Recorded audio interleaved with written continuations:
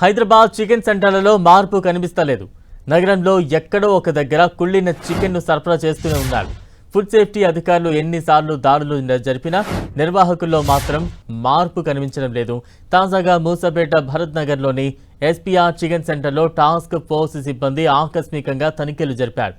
ఈ తనిఖీల్లో దాదాపు 352 కేజీల కుళ్ళిన చికెన్ను గుర్తించారు.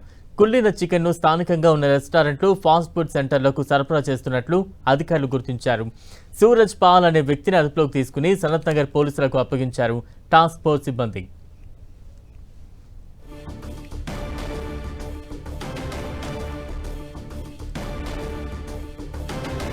మూసాపేటలో పెద్ద ఎత్తున కుళ్ళిన చికెన్ నిల్వ ఉంచిన ఒక చికెన్ సెంటర్ అయితే బయటకు వచ్చింది. పోలీసులు ఎన్ని సోదాలు చేపడుతున్నా, ఫుడ్ సేఫ్టీ అధికారులు ఎన్ని జాగ్రత్తలు తీసుకుంటున్నప్పటికీ కూడా ఇటువంటి ఘటనలు ఇంకా కొనసాగుతూనే ఉన్నాయి. ప్రస్తుతం మూసాపేట భరత్ నగర్లో భారీ ఎత్తున కుళ్ళిన చికెన్ను స్వాధీనం చేసుకున్నారు అధికారులు. 352 కిలోల వరకు కూడా ఎస్పీఆర్ చికెన్ సెంటర్లో టాస్క్ ఫోర్స్ తనిఖీల్లో బయటపడింది. ప్రస్తుతం దృశ్యాలు కూడా చూస్తూ ఉన్నాం.